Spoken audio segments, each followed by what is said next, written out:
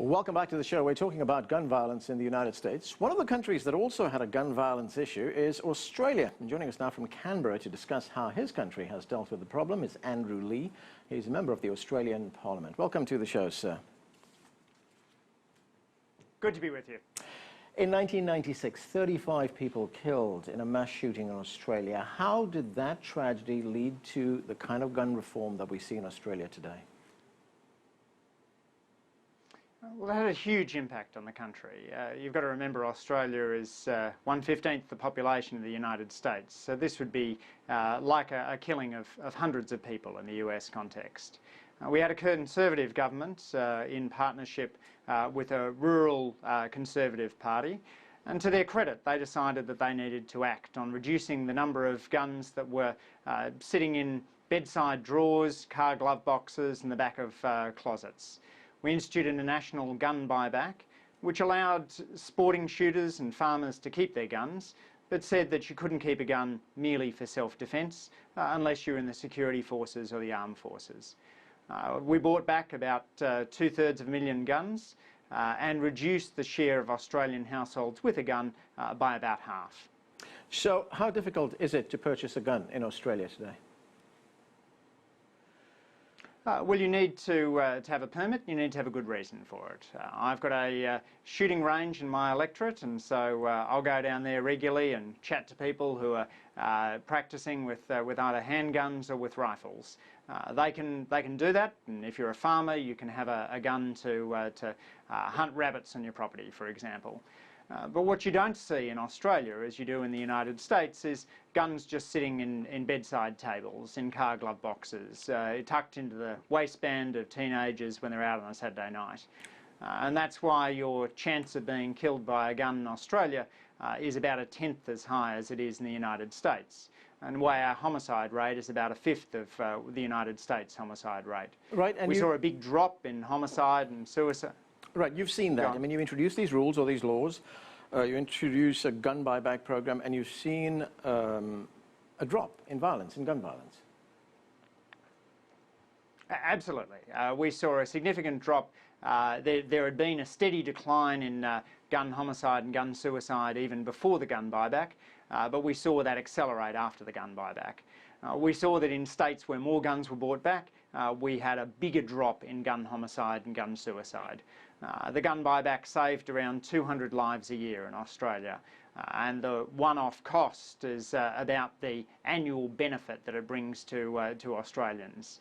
The policy received widespread support, and it's to the credit not of my side of politics, the progressive side of politics, but the conservative side of politics, that they had the gumption to stand up to some of the more reactionary elements in the community and say that we can have guns for people who need them, but we don't need guns proliferating across the country. Australia's a safer nation as a result, but we've still got that culture of sporting shooters, of farmers who have guns when they need them. We just don't have guns sitting in the back of a wardrobe available there when a depressed teenager looks to take his own life.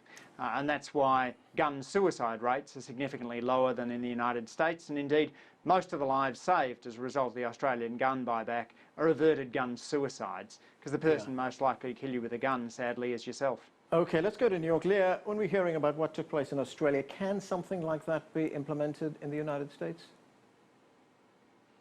Let's get in a parliamentary system, first of all. No, I mean, look, we're going to have our own unique American solution. The problem is Congress is not even trying to do that.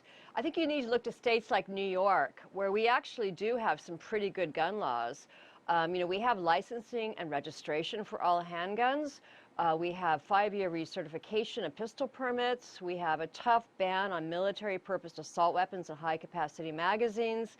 We have universal background checks on all gun sales, including private sales and internet sales. And as a result, because of our relatively strong gun laws and the fact that about 22% of New York households actually own guns, our gun death rate is the 4th lowest in the nation for the fourth most populous state. That's quite an achievement, but that tells you that gun laws work by keeping guns out of the wrong hands. So gun violence in this country costs us $229 billion every single year.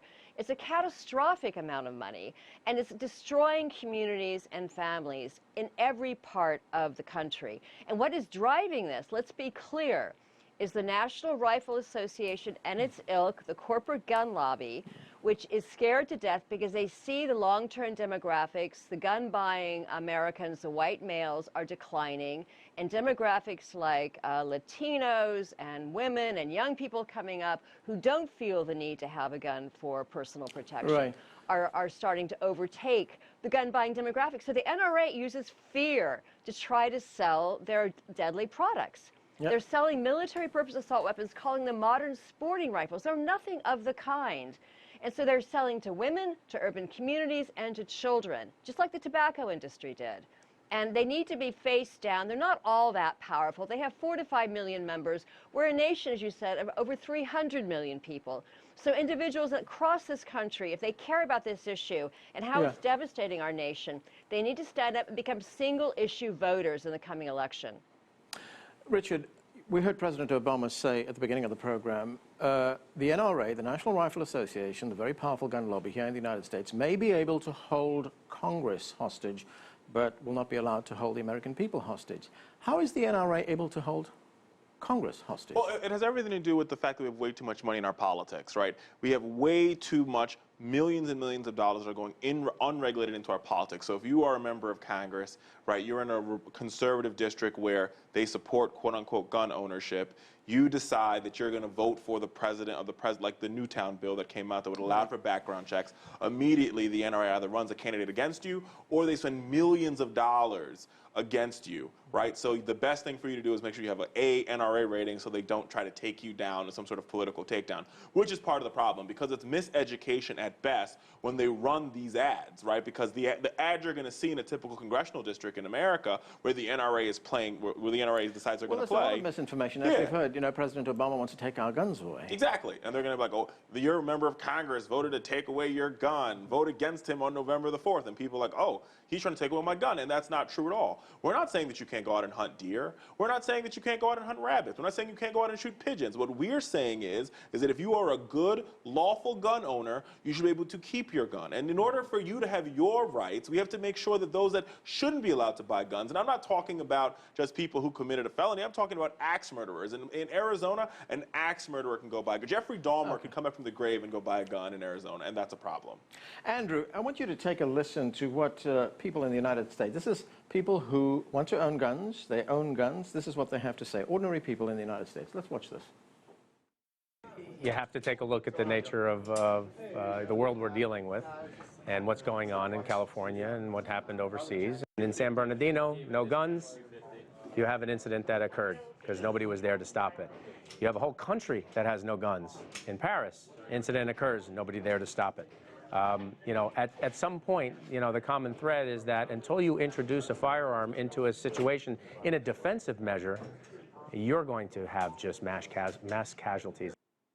So, Andrew, as an Australian, coming from a country which has successfully implemented gun control laws, what would you say to people who make that argument? Well, look, the Dirty Harry fallacy is such a tempting one, isn't it? If only we had a gun, we could prevent some of these horrendous wrongs. And as somebody who lost a friend in the Port Arthur massacre, I've also thought too, you know, what would it have been if someone, a law-abiding person with a gun, could have stepped out and stopped her being killed? But the fact is that I know, I've looked at the numbers, the typical gun killing is not like that. It's a depressed teenager who finds dad's gun and shoots himself. It's an angry spouse who takes a gun out and shoots his wife. It's a couple of kids out on a Saturday night where if they're out in Sydney, they might start a fight with fists, but if they're out in parts of America, they could end up with a gun. It's these sorts of violent impulses combined with lethal force which end up with the chance of being killed by a gun being 10 times as high as in the United States as it is in Australia. I was fascinated too to hear your experts talking about the NRA, because the NRA of the 1960s, which stood up against the proliferation of illegal handguns because they tarnished the name of good law-abiding gun owners, is not that different from the Australian gun groups, which are much more moderate, than the NRA. So it needn't be a war between law-abiding gun owners and sensible gun laws. It's just the NRA has gone so completely off the rails, fighting against cop-killing bullets, holding their convention straight after the Columbine shooting, being unwilling to deal with any sensible gun laws that would bring down gun deaths while allowing law-abiding gun owners to keep their weapons. Right. Leigh, very quickly, we've just got 30 seconds. What kind of support is there in the United States for gun ownership? For gun ownership, I mean, I guess people think it's fine to own guns. I mean, but 32% of American households do now, as opposed to over half in the 1970s.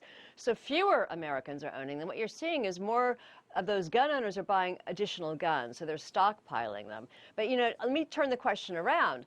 Americans, poll after poll, support sensible gun regulations to keep guns out of the wrong hands. I mean, sky-high poll numbers. Over 90% of all Americans support Congress closing the private sale loophole, making sure that every person wanting to buy a gun undergoes a criminal background check.